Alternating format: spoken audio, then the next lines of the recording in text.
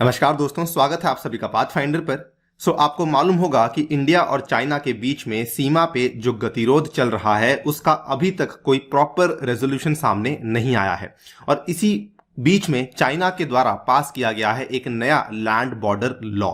उस particular land border law के बारे में तो बात करूंगा ही करूंगा, उसके बाद में ये भी बात करूंगा कि इंडिया ने इस पर्टिकुलर कानून को लेकर अपनी क्या यहाँ पे स्टैंड पेश किया है। आप यहाँ पे देख सकते हैं, सबसे पहली ये खबर है, China adopts new land border law amid the military impasse with India. ये खबर आज से लगभग 15-20 दिन पहले की है, अक्टूबर 24 को ये चीज सामने आई थी। उसके बाद आप देख सकते हैं 1-2 दिन तक तो इंडिया ने इसको लेकर कोई टिप्पणी नहीं करी, लेकिन 27 अक्टूबर को इंडिया के द्वारा यहां पर यह चीज सामने आई कि China's unilateral decision to bring the new land border law is of concern to us, ये चीज कही गई थी इंडिया के द्वारा। तो इसके बारे में दोस्तों डिस्कशन स्टार्ट करते हैं। चलिए स्टार्ट करते हैं मेरे साथ। मेरा नाम है अनिरुद्ध। इस लेक्चर की पीडीएफ को डाउनलोड कर सकते हैं यहां पर दिए गए टेलीग्राम चैनल के माध्यम से। इसके अलावा मुझसे जुड़ सकते हैं using this particular handle on the Unacademy app as well.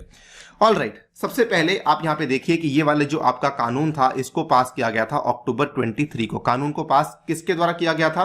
The Standing Committee of the National People's Congress.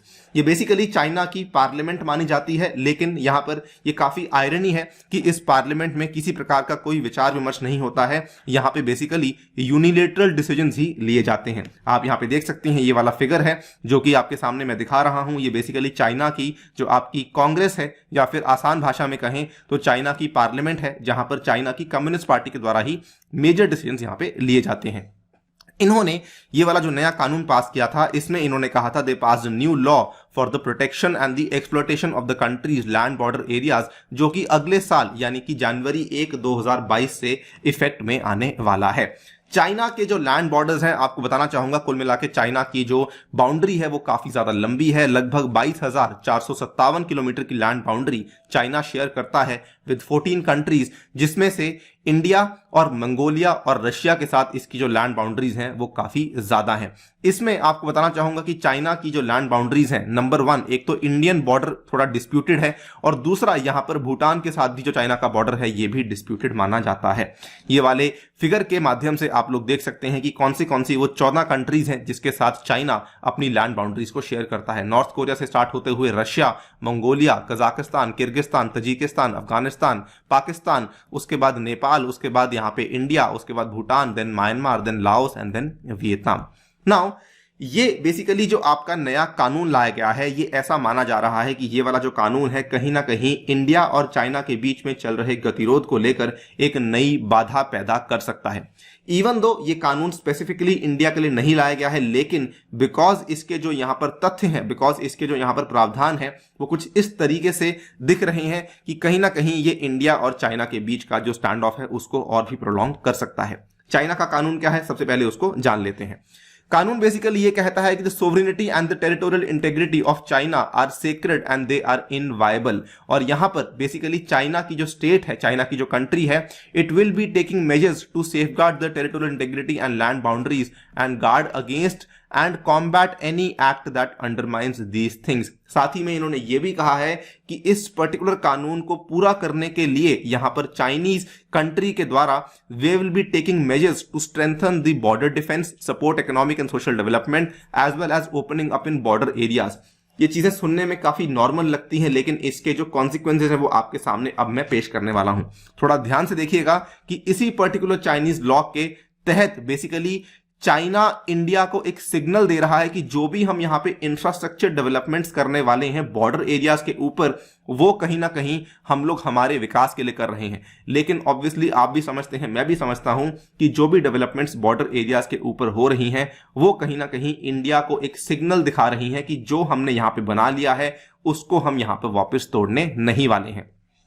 यहां पर आप देख सकते हैं कई सारे ऑब्जर्वर्स इस कानून को लेकर बिल्कुल भी खुश नहीं हैं। उन्होंने कहा है the announcement of a law which makes China's borders sacred and inviolable at a time of prolonged ongoing discussions basically shows that Beijing is likely to dig in its heels at the current positions. इसीलिए कहा जा रहा है कि basically China जो यहां पर नई नई विलेजेस खड़ा कर रहा है, चाइना जो यहां पर नए नए ट्रूप्स को तैनात कर रहा है, इन ट्रूप्स को, इन विलेजेस को चाइना वापस नहीं लेने वाला है। इसके बाद एक और ऑब्जर्वर है, काफी फेमस ऑब्जर्वर है, काफी पहले रिटायर्ड आर्मी पर्सनल है, लेफ्टिनेंट जनरल हुड्डा। इन्होंने यहां पर कहा है कि the new law gives the responsibility of the border clearly to the People's Liberation Army as oppose to us, यानी कि इसमें जो जिम्मेवारी है वो कंप्लीटली जा चुकी है किसके पास, पीएलए के पास, with a lack of clarity on who among the ministries of home and defence is responsible for border management. साथ ही में इन्होंने यह भी कहा कि इस नए कानून के चलते I do not see the PLA pulling back from any other area in Ladakh. इन्होंने कहा the PLA is now bound to protect the integrity sovereignty of the border and saying that we are going to pull out from A, B, C, D areas will make this much more difficult. Clearly ये कानून तो लगता है देखने में आसान, लेकिन जो इसकी इंप्लीकेशंस आ रही हैं वो साफ साफ सामने आ रही हैं कि चाइना अब पीछे नहीं हटने वाला है। केवल इनके द्वारा ही नहीं, बल्कि एक और यहां पर आपको बताना चाहूंगा, एक और लेफ्टिनेंट जनरल है मनोज पांडे जी, इनके द्वारा भी एक और कंसर्न को रेज किया गया कि चाइना इसी कानून के चलते कई सारी मॉडल बॉर्डर विलेजेस को भी यहां पे बना रहा है। China has been building the well of border defence villages across the LAC in all the sectors. President Xi Jinping also visited a village in Tibet near the border with Arunachal Pradesh in July this year. और इन्होंने यहां पर कहा है कि even before the law was announced, यहां पर PLA की आर्मी है, ठीक है, वो ऑलरेडी कई सारी इस तरह की विलेजेस को बना रही थी जो कि डुअल सिविल और मिलिट्री यूज के माध्यम से इस्तेमाल की जा रही थी, जो कि अगेन इंडिया के लिए एक कंसर्न साबित हो चुका है। इन्होंने कहा but for us it is a matter of concern how they can make dual civil and military use of this facilities and villages and we have now taken note of it in our operational planning. तो again basically आप ऐसा मान लीजिए कि एक ulterior motive के साथ इन particular villages को यहां पे बनाया जा रहा है बाय द पीएलए। और इसी के चलते फाइनली इंडिया ने अब यहां पर कहा है that we are oppose to it, China's unilateral decision to bring new land border law is of concern to us. आपके सामने मैं यहां पे इंडिया का जो प्रॉपर स्टेटमेंट है वो दिखा रहा हूं। इन्होंने लिखा है we have noted that China has passed a new land boundary law. It may be noted that India and China have still not resolved the boundary question. Both sides have agreed to seek a fair and mutually responsible solution. In this regard, China's unilateral decision to bring about a legislation which can have implication on our existing bilateral arrangements is of concern to us. तो clearly India यहाँ पर इस चीज को लेकर काफी नाखुश है। इन्होंने कहा है the passage of this new law does not in our view confer any legitimacy to the so-called China-Pakistan boundary agreement of 1963 which government of India has consistently maintained is an illegal and invalid agreement। तो clearly India ने अपनी आवाज को उठाया है। आगे क्या होता है देखना बाकी है, लेकिन स्टिल अभी भी कई सारी डेवलपमेंट्स इसी तरफ इशारा कर रही हैं कि चाइना जो है वो इंडिया के साथ इस लैंड बाउंड्री प्रॉब्लम को रिजॉल्व करने के फेवर में नहीं है।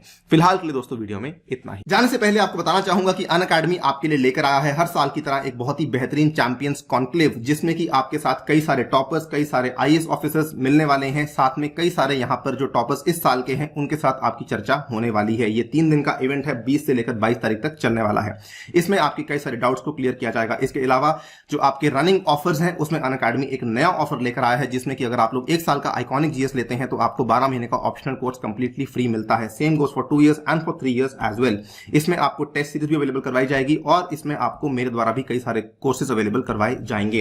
ध्यान रखिए, इसमें आपको जब कोर्स खरीदना है तो आपको कोड पूछा जाएगा जिसमें आपको अन्य यूपीएससी कोड अप्लाई करना है, जिसके माध्यम से आपको ये सारे के सारे बेनिफिट्स मिल सकते हैं।